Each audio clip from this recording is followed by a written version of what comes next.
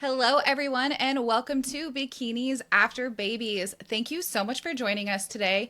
As always, I am one of your hosts, Mandy Rashawn, here with your other beautiful IFBB host, Jillian Hughes. Hello, everyone. Thank you so much for tuning in today. I'm really excited to welcome today's guest. Today, we have with us IFBB Bikini Pro Brittany Shrempp. Brittany is a Midwest girly, just like Mandy and I. She is a mama of three, a wife, a functional nutritionist, exercise physiologist, and coach who found a love for the structure of the bodybuilding lifestyle after the birth of her youngest daughter 6 years ago. Brittany has been competing for 4 years, taking home a few overall wins at regional shows and finally earning her IFBB Bikini Pro card this summer at her sixth national show, NPC North Americans.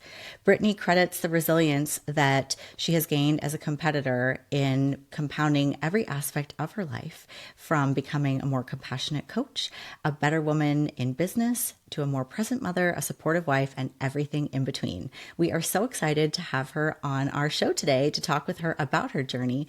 Welcome to Bikinis After Babies, Brittany Shrempp. Hey Hey, guys. welcome, Brittany. Hey, thank you. I'm so excited that you guys have me here. Thanks for inviting me to come on. Yeah, thank you so much for joining us today. I am always very lucky because I get to see you often. So, if for all of you listening, Brittany and I actually we get to expedite the NPC Midwest shows all over the Midwest. So there's times Brittany and I room together, we watch shows together. So this is like a great opportunity to be able to like take some of our like girl talk and bring it to everybody else. So Yeah. yeah. Yeah, I'm so excited to learn a little bit more about you. I've seen you at all the shows, and right when you turned pro, I was like, Mandy, we've got to get her on. And she's like, I don't know, she's really, really busy. I don't know if she would do it. And so we're so excited to have you here today. So Yeah. And for honestly, I like listening to your guys' podcast. I've liked, the success of it for however long, like just seeing you guys. I always get to, like Mandy said, get to talk to girls backstage.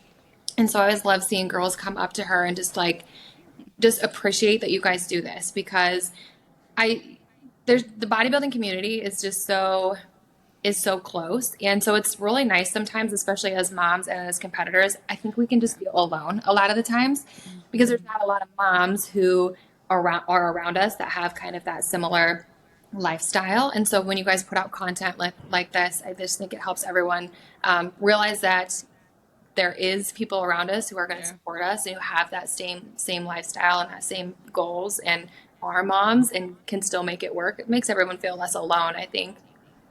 Yeah. Yeah, absolutely. And I think too, like a lot of times people, especially with moms, not always wanting to post like daily family life. Like I have a hard time getting in front of the camera with just like the shenanigans of my house. And people just think like my life is just like really easy and, they don't really see the behind the scenes. So it's really nice to have someone like yourself on who has achieved so much and learn like what the day to day is like and just how you manage and some of the like the ups and downs that you've been through. Because I think the outside looking in sometimes looks like it's really perfect and easy. And we know living this that it's not. And we just keep moving forward. So, yeah. So, well, I always like to start these interviews with learning a little bit about how you got started on your fitness and competition journey. Yeah, so fitness wise, I've kind of been an athlete most of my life, actually.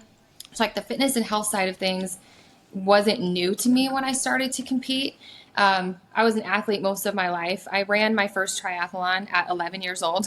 I was 11. My dad is an Ironman triathlete. And so health and fitness was just brought to me at a really early age. And I just kind of took to running.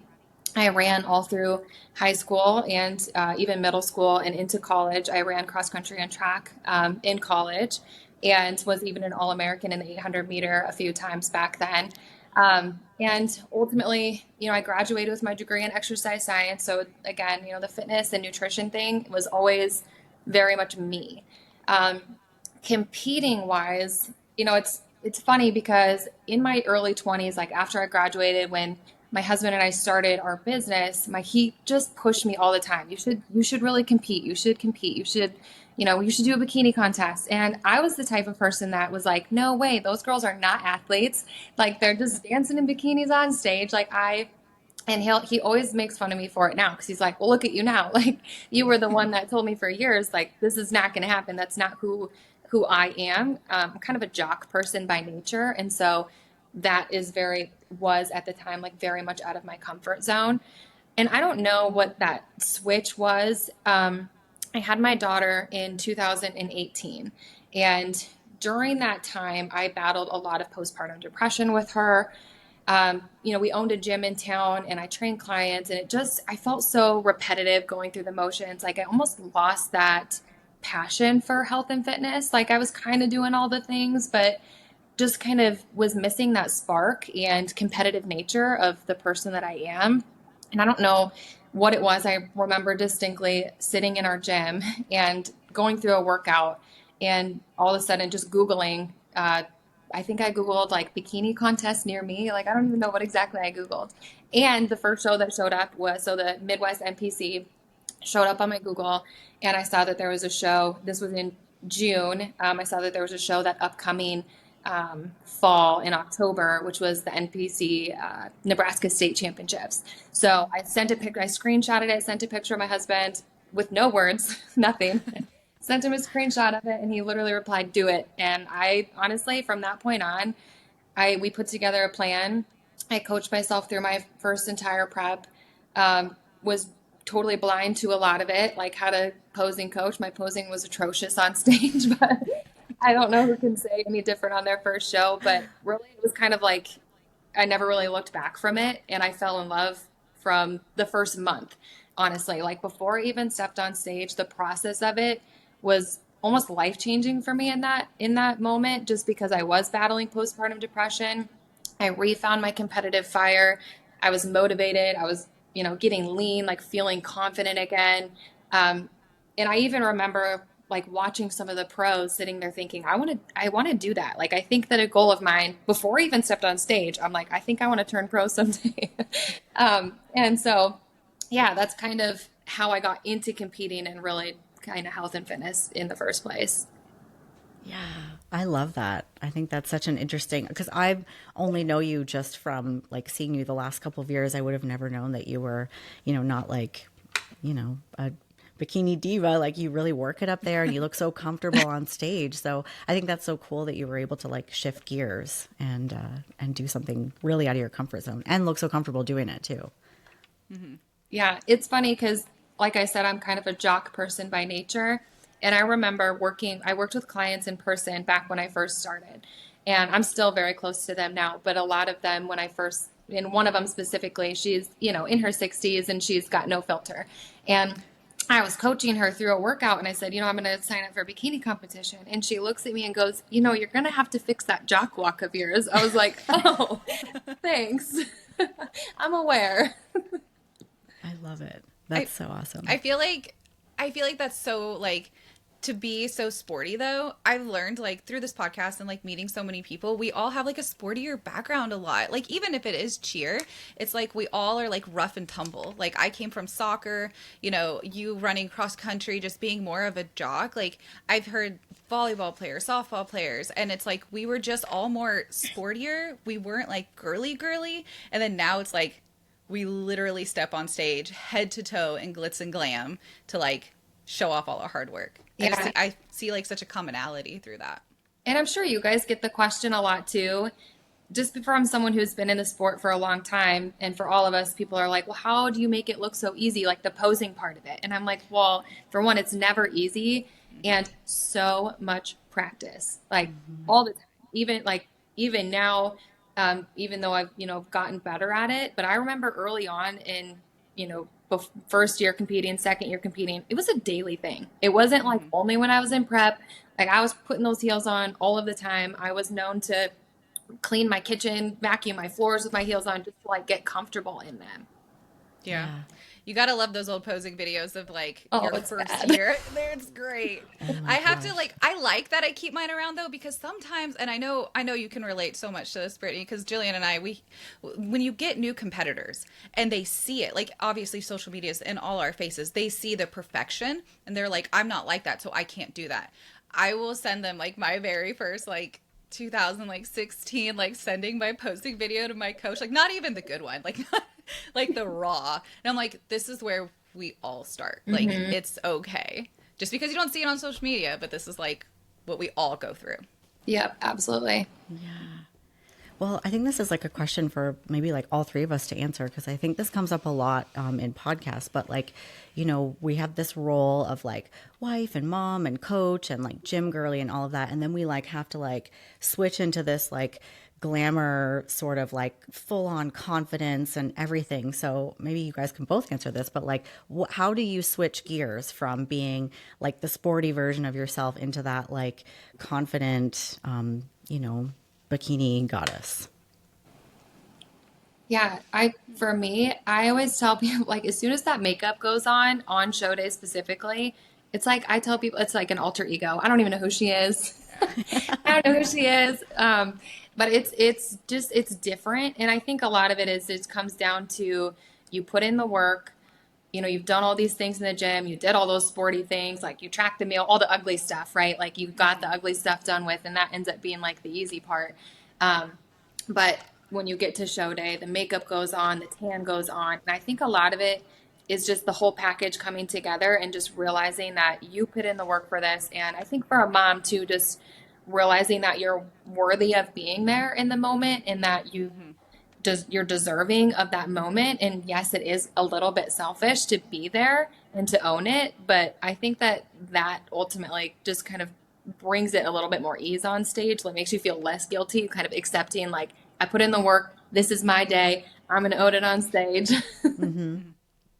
Yeah, I agree with that. Like when that show day hits, it is like that is your day. Like I know when my husband and kid travel with me, it's like they consider Friday and Saturday like that's mom's time. Like does mom need this? We go get it. Whatever mom needs. It's like it is like almost the highest form of self-care because we spent, like you said, all that time like doing all of that work for ourselves, for our family, like putting in the blood, sweat, and tears, like all the hard work. And this is like our 48 hours or 24 hours, and you get to be the glammed up muscular princess and strut your stuff and like have fun and just like the memories, the jewelry, the makeup. Like I can't remember where I've heard it, but like people will compare it to like a wedding day almost, only it's solely about you.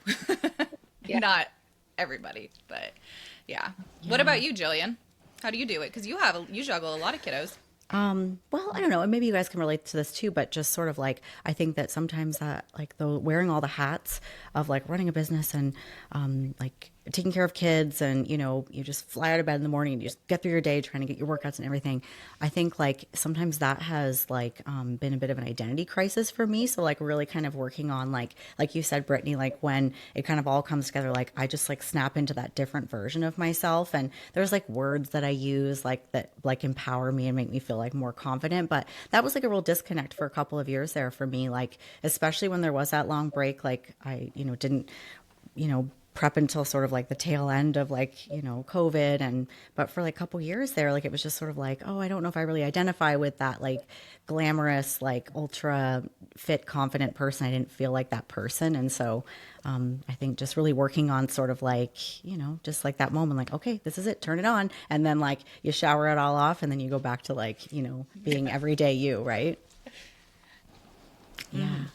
Yeah, awesome. That's always something I always want to ask pros of sort of just like, because we have our families and our lives and everything that goes on. We're not always like walking around in a glittery bikini. I think, maybe people that think that's what we do, but we don't, So yeah, so diving into a little bit of this year. I mean, I know you've got 4 years of competition history, but I kind of want to talk about this year. I know you've done 6 national shows. The 6th one was the big one. But having had a mix of placements over the years, like some top 5 placements, some sort of in the teens, and then kicking off your season this year with Tampa. And when I saw your result, I was like, yeah. And I don't know that you felt that way about your result. I think you wanted a better outcome from that. So kind of take me through sort of, your national stage journey, kind of gearing up for Tampa and then resetting your mind frame to be able to really like pull it off at North Americans and win your pro card. Yeah.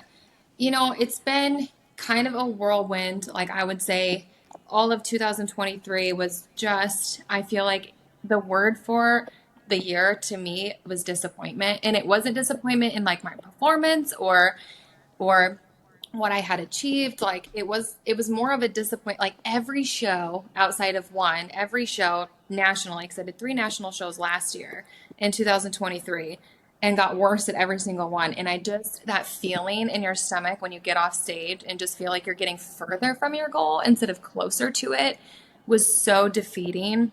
And so the hardest part of that was to like pick myself back up and try to find the confidence to do it all over again. Right. And so I had to do a lot of mental work. And I think I'm so grateful for my husband for that. And also Paul just kind of talking me through those moments of like a lot of uncertainty leading into the 2024 shows, because I wasn't sure. Like I was putting in the work. Like I knew that I was close. I just felt like I could never optimize how I really wanted to look or how I know I could look on stage and on the day.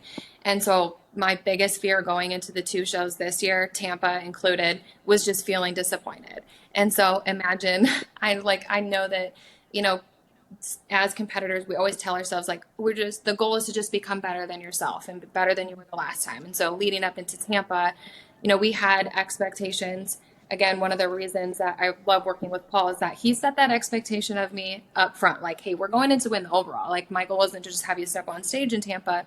We're going to win. And I appreciated that so much because it kind of dug me out of that, mindset rut where I was feeling defeated. It gave me a goal. I knew what we were trying to achieve. And so imagine how I felt getting second place in my class, right? Like I finished and I just had that same pit in my stomach again. And then spent the next 3-4 weeks with a lot of uncertainty on what North Americans was going to hold.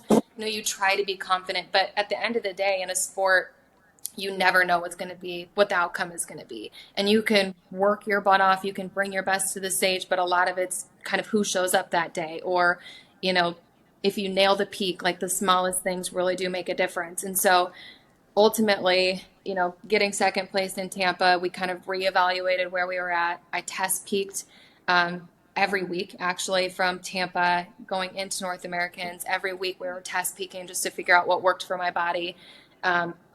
Keeping stress low was definitely the number one. So not having me, I got to eat a little bit more food, drop a little bit of cardio, which was nice. So just less stress physically on my body. But then the mental stress was huge. Just mentally getting my thoughts into a good spot, not getting defeated.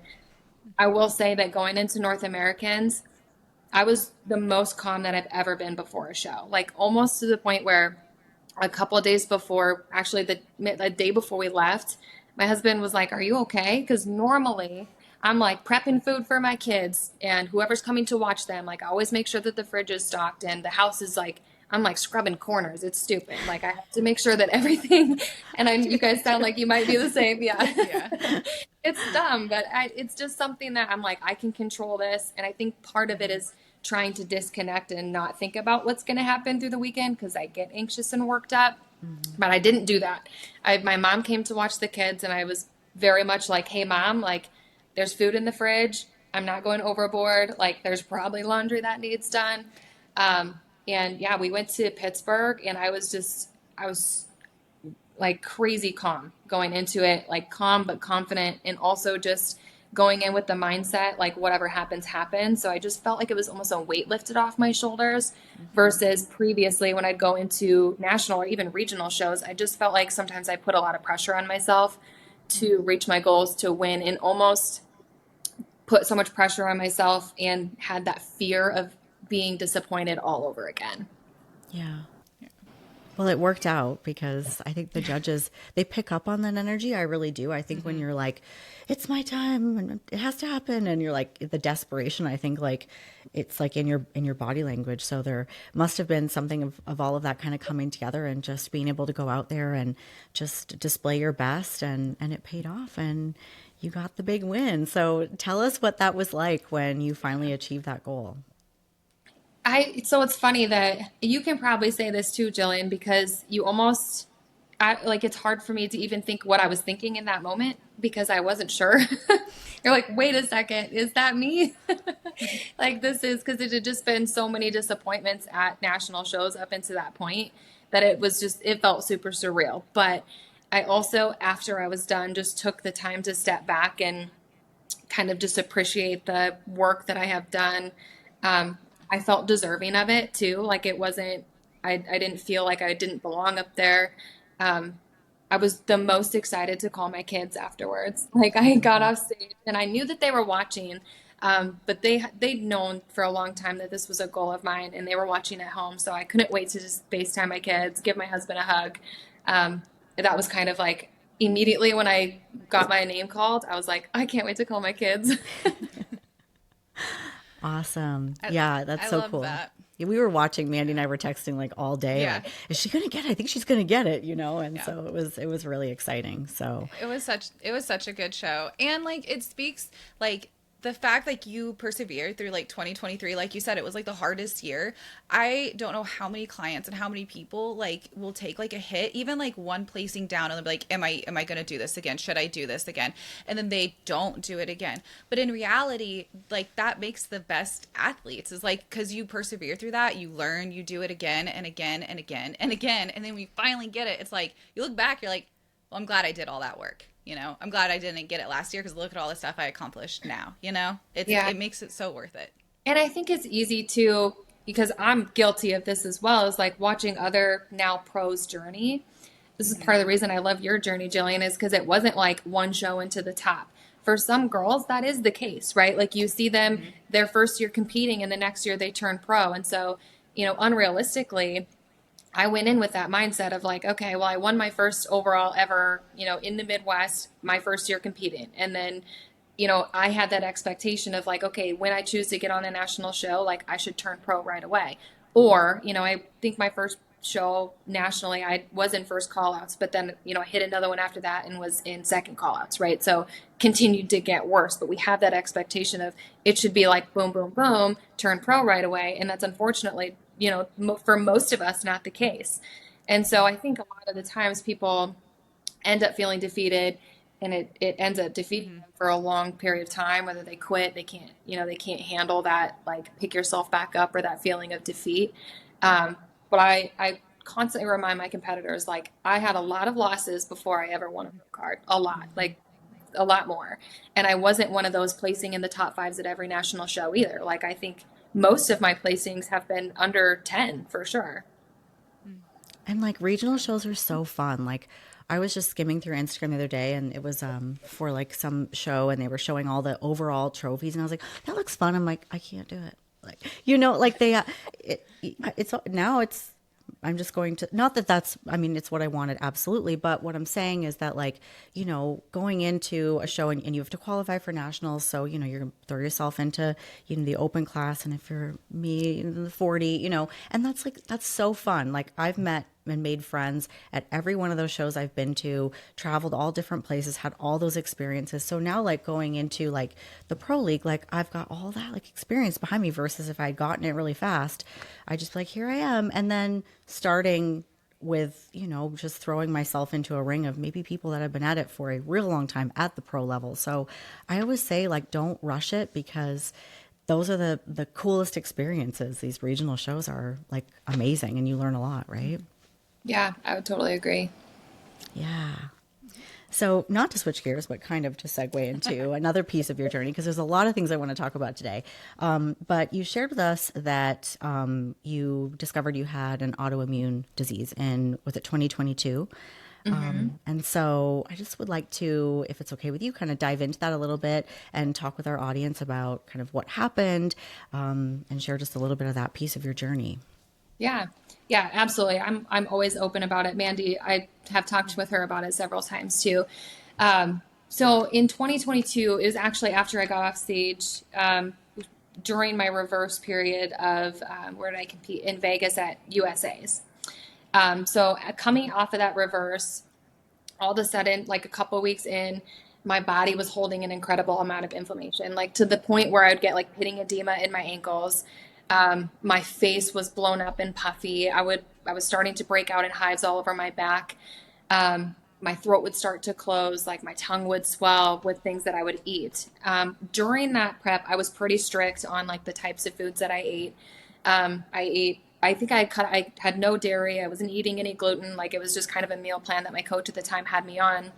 And unsure of what exactly caused my autoimmune, it's autoimmune is kind of one of those funky things that doctors don't really know a lot about. And everyone and how every person reacts to an autoimmune disorder is different. What they're thinking happened to me was that during prep, when our bodies are super stressed, hormones are typically really low.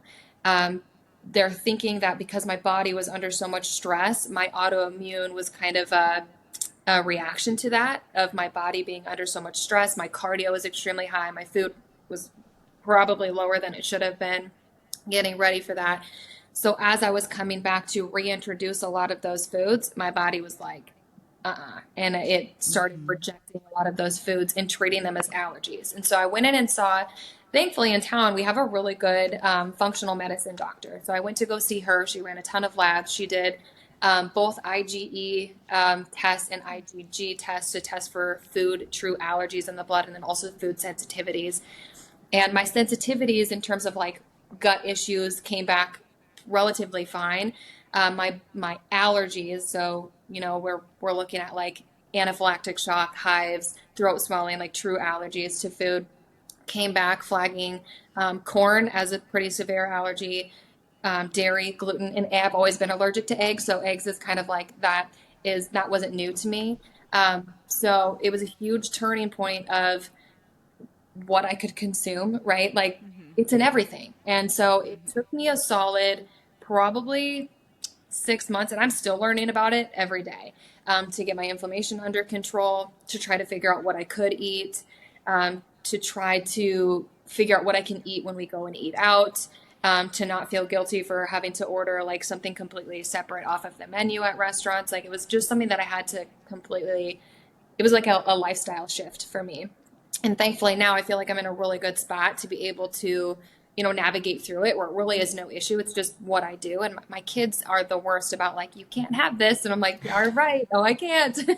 But ultimately what I've learned through it now too. So corn is a no-go. Like I cannot have any sort of corn or anything because it will make my throat close.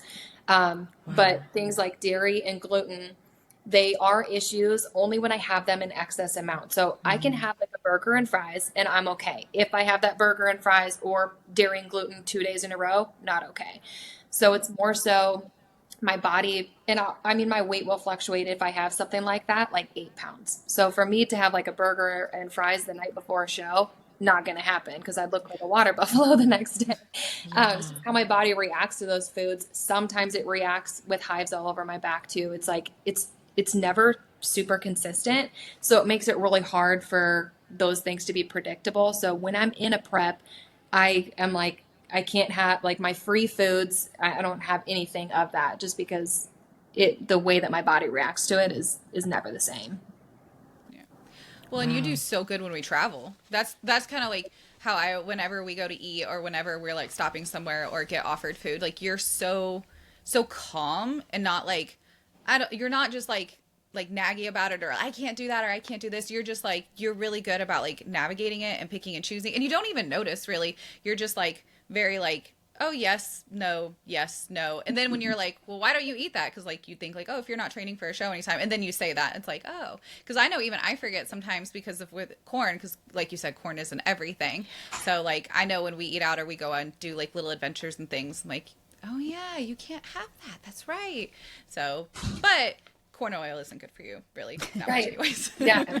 Yeah. And I do have to be careful with like any corn derivatives too. So like I have to look at not only like at like the fine ingredients that are in there, like corn syrup, corn starch, like I have to watch that stuff too, because corn derivatives can be dangerous for me too. Like I said, gluten and dairy it depends.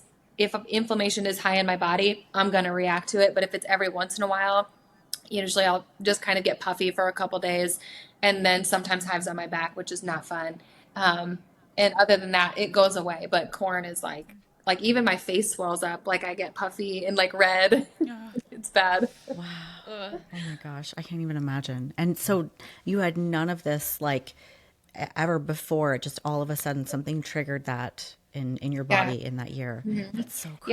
Yeah. And people, again, doctors unfortunately would be the quick to be like, oh, you're prep. That's what did it. Right. I was getting ready to ask you that next. Yeah. So what we're learning about autoimmune is that when your body is stressed, things even like a mosquito bite can cause something like an autoimmune, right? When the body is stressed, which mine was at that time, which anyone who's in prep, your body's going to be under a lot of stress. It could have been anything that would have caused it. It might not necessarily been my prep that caused it, just my body under stress during that amount of time. And then something triggered that. And now there's really there's no way to correct it completely. It's just managed through a lot of anti-inflammatory foods. I stick to pretty much a Mediterranean style diet all the time, except gluten and dairy. Yeah.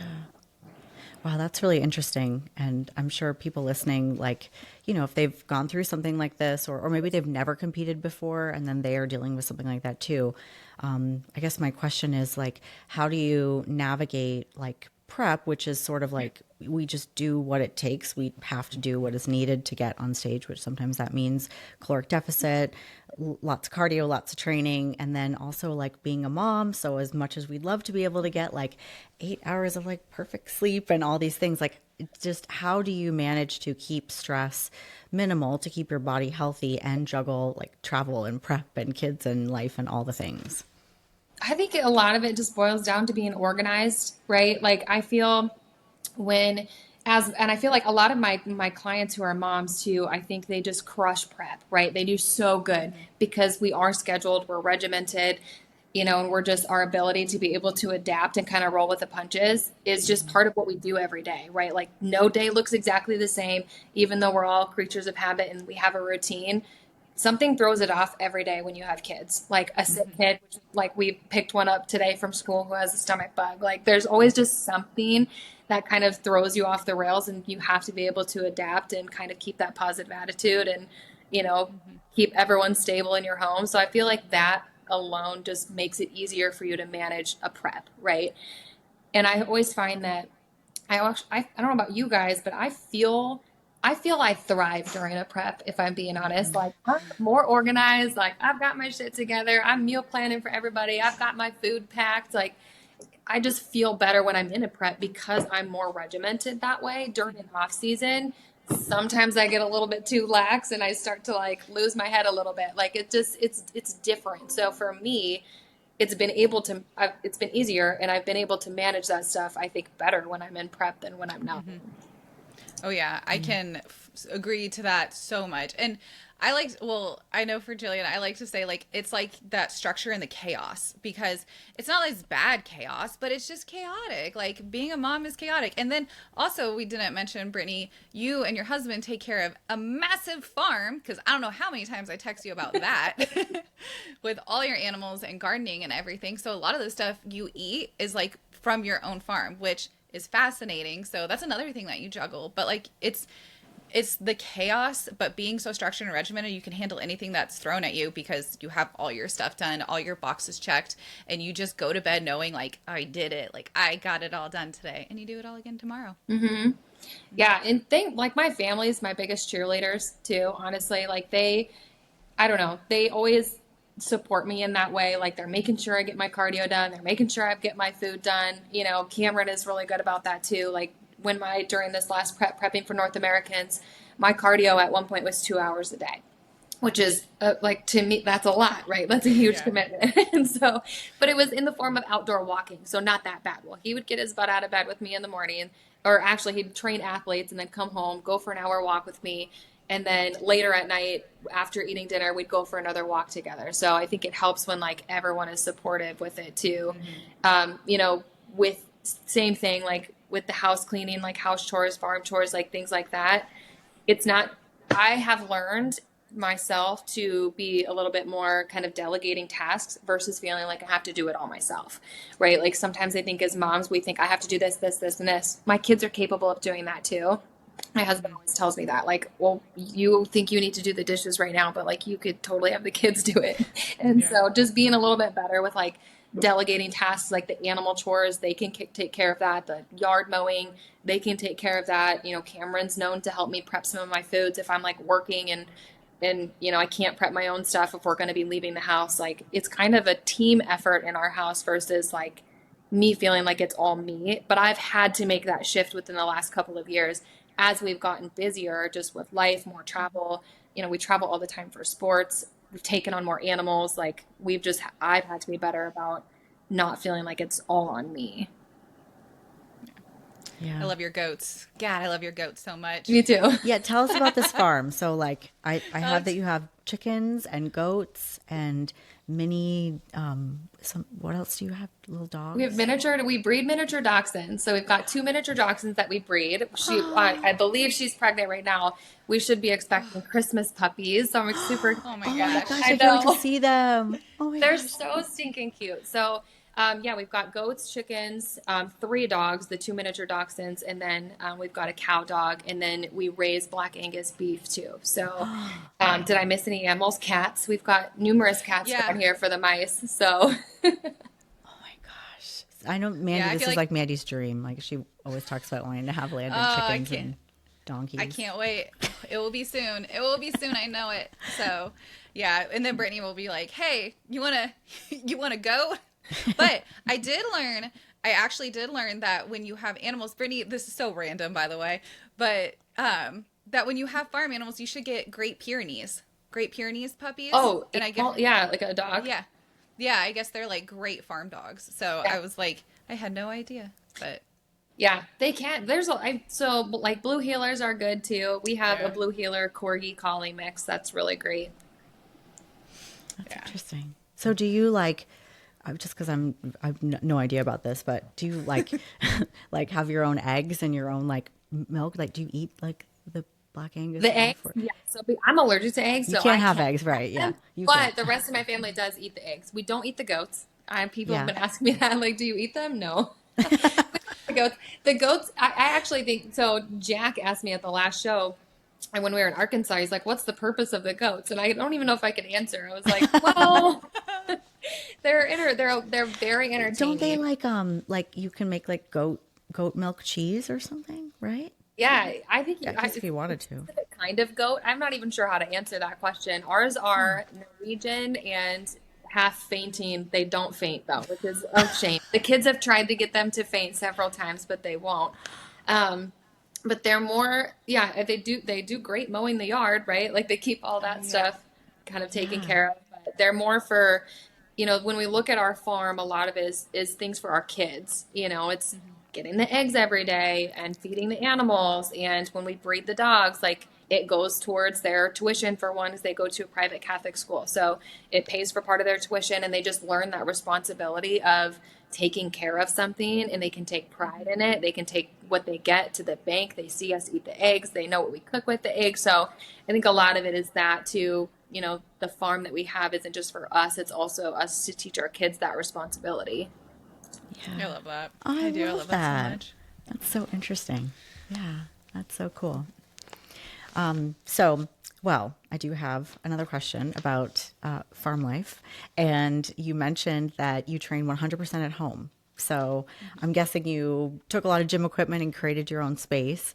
But the reason why I brought this up is that I talk to women all the time that are like, I want to do this, but they live somewhere where they're too far away from the closest gym, or the gym doesn't have daycare, and they doubt their surroundings are enough to train to compete at the level that you compete at. So I'd love it if you would share with our audience sort of like how that has worked for you and like challenges you overcome and how it is that you built this pro card worthy physique training like 100% in your home gym.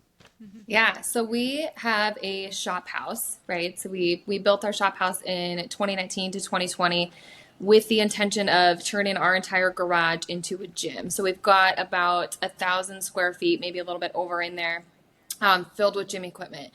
My husband is like a gym equipment finder master. So a lot of this gym equipment, we used to have a gym just right in town here that closed during 2020. So a lot of that gym equipment we had from there. So a lot of it's like commercial grade stuff. But he found that stuff way back when Craigslist was a thing, right? Like I don't even know if it is anymore, but he found a lot of that stuff like way back then. So we had been accumulating some gym equipment for years.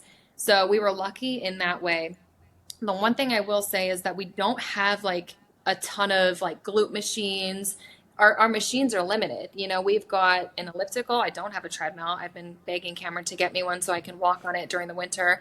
We've got an elliptical. We do have a leg press, a hip sled. We have dumbbells from like 5 up to 110. We have a cable machine and a couple squat racks, but that's it, right? So we don't have these crazy fancy equipment. The biggest thing that I've just had to get really creative with workouts, and I've had to get creative with how I activate my glutes, and because I don't have those machines. And I think the mindset shift of feeling like it was something that was going to hold me back versus looking at it in the mindset of like, no, I've got a gym in my house.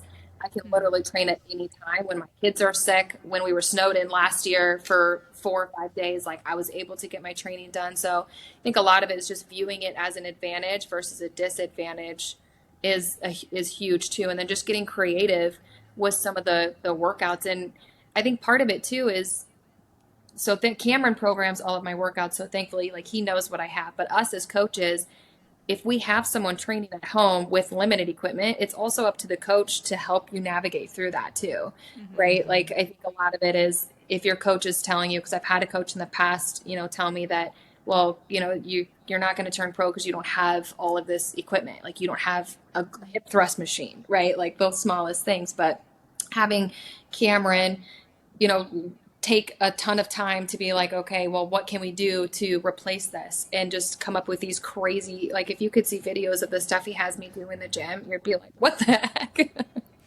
But awesome. It's just creativity and figuring out how my body works too. But again, a lot of it's just the mindset of that this is something that could make you an advantage over someone who has to drive to the gym every day.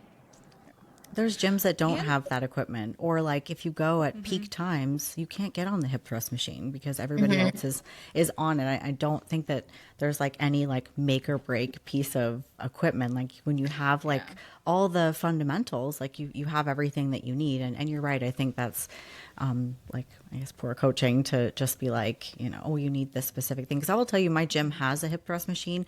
I'm too short to use it. So I have to make my own setup anyways. So it's no advantage to me that it's there. I don't even touch it. So, I think that's awesome that the two of you sort of put your heads together and figured out how to do, but everything that you mentioned is all just like the basics that anybody would really need. You have enough resistance. You've got like, everything there. And then you're proof that, you pulled off a phenomenal physique. So yeah, I think that's really encouraging for people to hear. Thank you.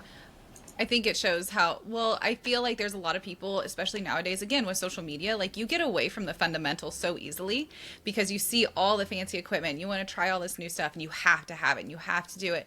But in reality, the fundamentals are what get you to, like you just shown, your pro physique, your pro status. It is the consistency, it is the regimen, it is the time, especially like you said, when your kids are sick. We were just talking about that, I think, on the last podcast. Like when you get sick, when your kids get sick or school gets canceled because of snow and you can't go to the gym, that takes like time away from your prep. Like you minused a week when really we had a week. But in reality, if you have like a good setup at home with good resistance and good fundamentals, like you will never you wouldn't miss that time. So it's really important. I always, especially for all you guys listening, we'll have Brittany's information for all her social media below in the show notes. But like I always follow your stories and your post. Like I feel like I've seen your gym. Like I haven't been to your house, but like I've been in your gym. But like I've kind of been in your gym because I just like watch your stuff. It's so neat. Yeah, I think another thing too, like advantage wise, because it's funny that when we go places and we have to train at another gym, like you spend so much time waiting for equipment. I'm like, oh my God, I spend most of the time just like using the dumbbells the whole time because I'm not, or even just, I always feel it's, as someone who's been in the fitness industry the whole time, I should never feel uncomfortable in a gym, but I do because I'm not used to it. I'm like, people, weird. Yeah, just having people around. And I think when you get to those really hard parts of prep, there's nothing worse than you're laser focused, you're locked in, and someone comes up to you and they're like, how are you doing? Like, are you ready? Like, how's it going? And you're like, oh, go away. Like, I'm literally dying and trying to focus and I do not have time to talk to you. Please leave me alone. I like have a shirt on that says like, diet face, do not disturb. Like, just leave me alone, and you don't want to be rude, but like, sometimes you just really need to lock in and, you just don't want all eyes on you. So I would see that as an advantage. Also, you get so much content because I hate being that person that's filming myself at the gym. And if I had my own gym, man, I'd have so much content. I really would. That would be amazing.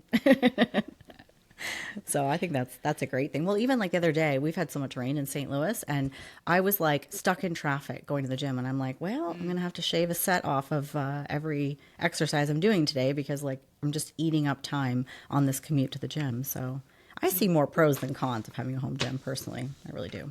Yeah, I agree. I wouldn't have it any other way than what we have it now. I do feel a little bit spoiled with it, but like I said, it's just using it to your advantage too. I will say a disadvantage of it is it's really hard to disconnect from the things that you have to get done. Yeah. And so trying to navigate that of like, when you have laundry or dishes in the sink and you're out there like, oh my gosh, I know I have laundry and dishes in the sink. It can be really hard sometimes mentally to leave that inside. So we've done a pretty good job of creating a different environment. And that's one thing that I have a lot of my clients do who have home gyms where I'm like, you have to be able to disconnect, like put in your headphones, turn off your phone, do not disturb. You got to forget about the laundry. You're not allowed to go inside that door to do any of your house chores until your workout is completely done. So like having to disconnect can be difficult sometimes. Yeah, that's a good tip though, because I do have clients like that, have a home gym and they're just like, oh, I just couldn't make it down there. I had this and this and this to do, or I got down there and then I got pulled away. So yeah, I think having some things that you like, you just have some sort of, this is it, this is what I focus on, do not disturb, this is my time, and all those things, you can get them done later. Yeah. Well, I did also want to touch on, we talked about earlier about navigating postpartum depression after the birth of your daughter. And you mentioned that like having a goal and kind of going into a prep was sort of, just something that really helped you. So I know a lot of our listeners have battled with this and it's something that sometimes people are quite private about and don't like talk about it. And also this was your second pregnancy. So did you battle postpartum depression with your first pregnancy and like how long did it go on for? Like some of these things I think would be really helpful for our audience to hear about. Yeah. So with my first one, I did not. I didn't have anything like that with him. So I think that's what made it so difficult with the second one is because it was new, right? It wasn't anything that I had felt before, or even having those like feelings of anxiety, depression wasn't anything that I had experienced before that point. I was that person that was very private about it. I actually can remember distinctly that my husband wasn't even aware, but I went to the doctor knowing that something was wrong and I didn't feel good. So I went to the doctor and I had my daughter with me in her little cradle and I was explaining to her how I was feeling and bawling. I was just sitting there like, something's wrong with me. Like I didn't even know how to express how I felt, right, without feeling guilty. Because it's like, oh, you're a new mom. Like you've got a business and you've got all these things going on.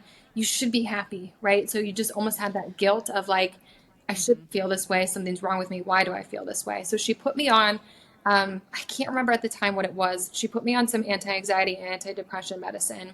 And I was on them for probably like 3 months is all. And my issue with that, and I know that they serve a place for a lot of people and they can be very beneficial. I went from feeling everything under the sun to feeling nothing at all. And I almost think that was worse because it made me disconnect from everything. Like I just felt so numb to everything. So I ultimately just completely came off of those. And then I would say that was probably within the year that I had her.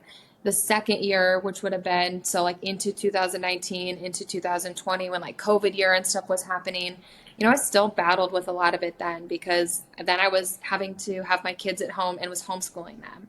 And that was a battle in its own. Everything was shut down. And, my husband at the time was working full time at a bank and was having to wear masks every day. And we had to wear masks every day, everywhere we went. And so it's just, to overcome all of that, and like I said, I was private about it at first. Now I feel very open with it. I think my husband at the time knew kind of what I was going through, but was just trying to be understanding about it.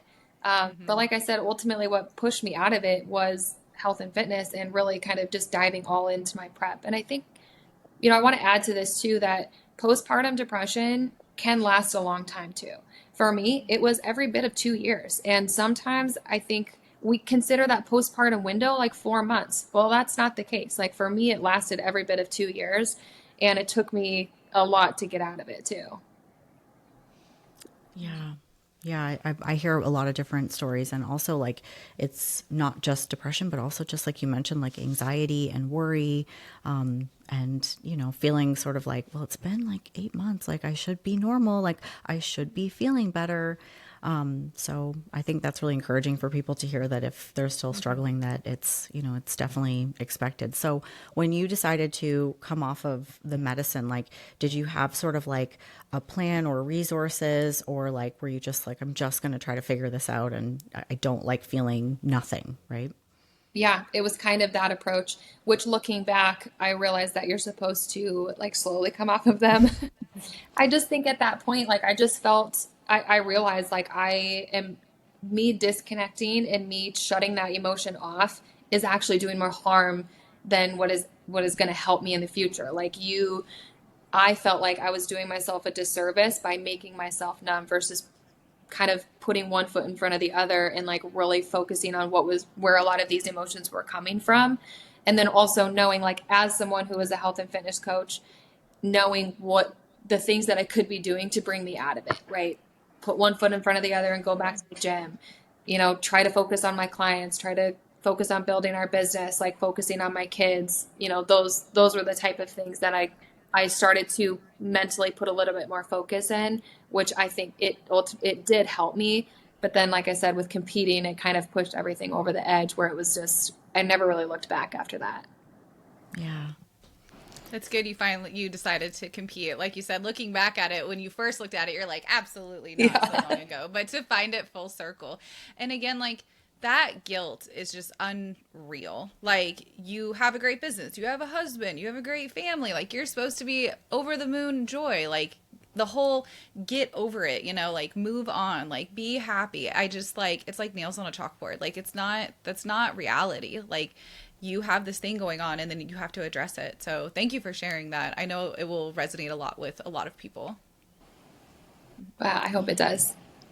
Yeah. And I think like, it's just like at the end of the day, like we're certainly not saying like, oh, you should like get ripped and put on a sparkly bikini and like that'll solve all your problems. But like, I think at the root of it, like having something for yourself, when so much of your life is about other people, which, of course, that's what we do as moms. And, if owning a business and having clients, like your time is spent caring for other people. Like, I don't think it's wrong to have something for yourself. It doesn't have to be a competition, but something to channel your energy into, to feel like you're really like achieving something and working towards something. I think that that's really empowering. I always say that to people, like people think that the confidence comes from like the hot body and the abs and like the stage photos and everything. But like, it's so not that. Like, that's not enough to keep somebody doing it year after year. Like it is like the achievement, the accomplishment, like overcoming tough days and still working towards something. I think we can all say that's why we love this so much. Yeah. And I will say for a long time, I told people, yeah, competing is what brought me out of that depression. And I still find myself saying that. It wasn't the sport itself, it was the habits of being a competitor, right? Which anybody can mimic those habits too. Like we're just normal people who eat cleaner and go to the gym. Like, and there's, we all know this as coaches, there's hundreds of studies that show that cleaning up your diet, eating less processed food, eating less sugar, focusing on your gym routine and getting daily exercise is a cure and can be a cure for anxiety and depression. Mm-hmm. Yeah, absolutely. That's great advice for sure. True. So looking ahead to the future, I would love it if you could share with us what your plans are as both an athlete and as a coach. I know you have a thriving coaching business. You're also a functional nutritionist. So, what are some of your goals for like the upcoming year or couple of years ahead? Yeah. So competing wise, I just had a call with Paul like a few weeks ago about what the plan was for next year. I was very hesitant and I still am questioning. I think, and Jillian, you can probably resonate with this too. It's a whole different level at the pro level. Yep. So I'm a little, it's a little intimidating, right? You feel like you're kind of starting all over again. And so, I've had to really ask myself, like, okay, how much muscle do I really need? Um, do I need to take longer? Like, so trying to figure out that, the length of how long I feel like I need to take. I love competing. I love the stage. I love the prep. And so I'm not one to take a super long off season. I will say that. Um, our current plan right now is to make my pro debut in Kansas City at the Kansas City Natural here in the Midwest, which I'm super excited about. I'm I'm gonna act really, surprised oh, I know. that I didn't know.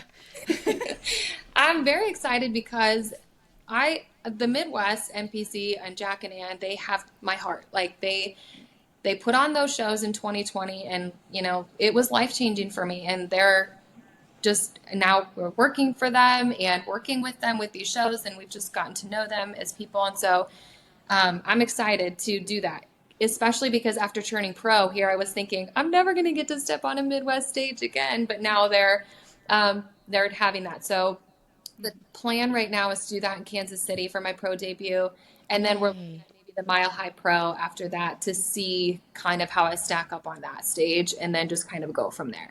So that's the plan for next year for an athlete, competing wise, business wise. Just continue to grow. This last year has been humbling because we have gone from just Cameron and I coaching, and I don't know if you guys knew this or not, but a year and a half ago, Cameron was still working a full-time job, and we got him to the place where he could quit his job, and we could do this side by side together, Awesome. coaching in June of last year. So there was two of us at the beginning of the year this year, and now there's six of us that work for Tough. And so continuing to grow our coaches, continuing to go their team, is kind of where our focus is. And it's been really fun for me as a business owner to transition from not only coaching people and coaching people in their own health and fitness and coaching them to the stage, but then now coaching our coaches is kind of a whole different ball game that has been a lot of fun. I think this would be a good time for you to kind of share also like what it is that you specialize in. And I know you do a whole lot of everything in what you do, but I'm also curious about like the functional side of your business, and if you're seeing a lot of a certain type of client or like a certain issue that you really like feel like you specialize in or work with a lot. Yeah, so I went back to school for functional nutrition a year and a half ago. So for the last year and a half, or I guess 2 years ago, and then I've spent the last year kind of focusing on functional nutrition alone. A lot of my driving force for focusing more so on functional nutrition is because of my autoimmune and because everything that Yeah. I did have to learn and overcome. It was kind of like there's a lot of people out here, and me sharing my journey. I posted a lot in I have a private Facebook group. And so I shared a lot of that, like live with people. Like when I got my results in, I was like reading them live with people. And the feedback that I got from people was like, I'm experiencing this a lot too. I'm experiencing a lot of hormone imbalances. I'm bloated every single day. And they would even say like a lot of my lab work is normal. Doctors say I'm fine. Like what's happening to me? Why do I feel this way? And so I ultimately went back to school for functional nutrition, and that has been kind of my main focus the last, for sure, year. Um, I wouldn't say there's like a specific population of people that I focus on or target. I deal and work with a lot of women who have conditions like Hashimoto's, underactive thyroid, any sort of like gut dysbiosis, so like bacterial overgrowth in the gut, hormonal imbalances, diabetes, autoimmune. I recently am working with someone who's recovering from a gallbladder surgery. So a lot of it just kind of takes coaching to the next level. So it's not just, hey, we're here for weight loss and we're here for nutrition, but we're really diving into kind of every system in their body, how it all works, and making sure that we're fueling their body for their specific conditions and situations, and making sure, we're keeping stress low and kind of living the lifestyle and helping them navigate a new lifestyle that looks different than it used to, because now they have, whether it's a diagnosis or they're navigating through just even hormonal imbalances, or, perimenopause or postmenopause, same thing. So just helping them kind of learn that new lifestyle and what that's going to look like for them in a realistic way. Yeah, I think that's a huge growing area.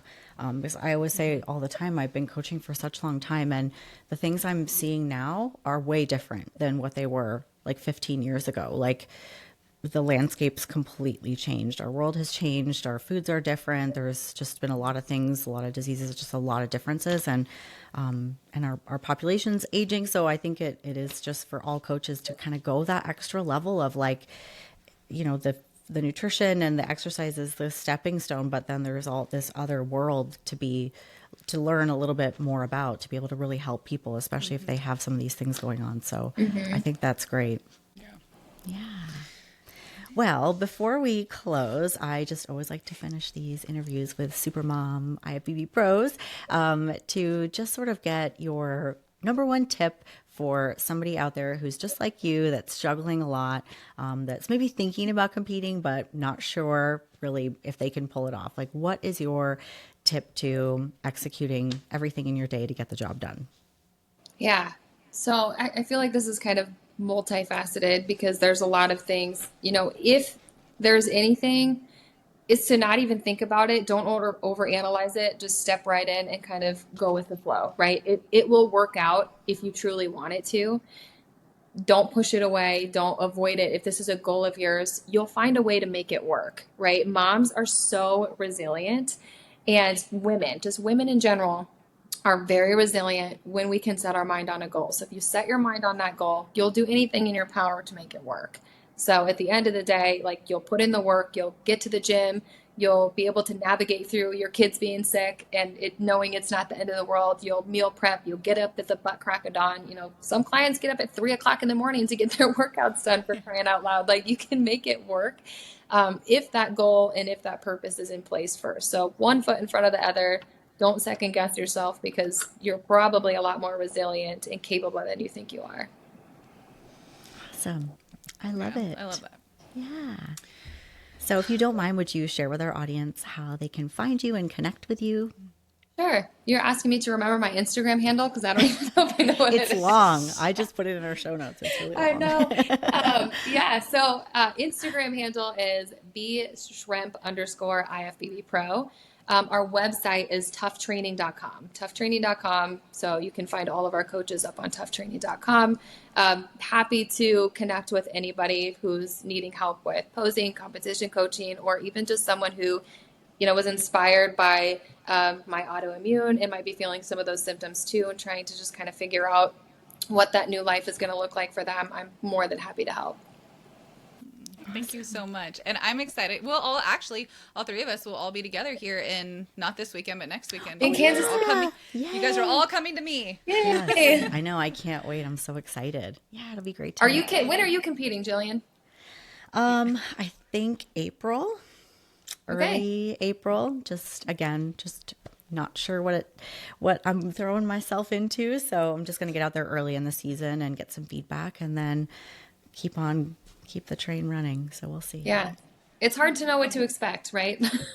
Yeah, it is. It's like a whole new ballgame. And like you, I didn't do a pro debut right away. I just ran out of time, so I didn't do one. And I'm now looking back, wishing that I had, just so I had some more like feedback. So yeah, just going in on it. Blind-ish, just ready to kind of see what it's all. I'm very eager to see what it's like and get my feedback and get back to work and do what I need to do. So yeah. I kind of wish that I would have too, because when I got off stage at North Americans, I think the first thing I said to Paul was, "Okay, what's next? Like, where are we going now?" And he was like, "Pump the brakes. Like, it's okay. Like, it's okay to take a little bit of a break and take some time." So, but yeah, I'm kind of like you. Like, I don't know what to expect. So I guess we'll just, see where we land. Yeah. I think, I love a challenge. Like, I love getting my feedback and just, tell me all the things that I need to go back and work on. That doesn't hurt my feelings. I enjoy that. I just feel like I don't know right now. So yeah, so it'll be fun. We'll be in prep at the same time, and, maybe we'll end up at the same show. I mean, I'm staying in the masters categories for now anyways, until a promoter says, get in the open, just go for it. But, we'll see. But yeah, I'm excited to get started, and it'll be fun. Hopefully we'll see each other and hang out backstage. Yes, I'm excited. I'll be excited to watch both of you guys next year. It'll be so fun. You just have to come along. It's just to I will be the cheering I get to be the section. Yeah. Of course. Yes. Always. But all right, guys. Well, thank you so much for listening. And again, all of Brittany's information will be in the show notes. So thank you so much. Bye, guys. Thanks.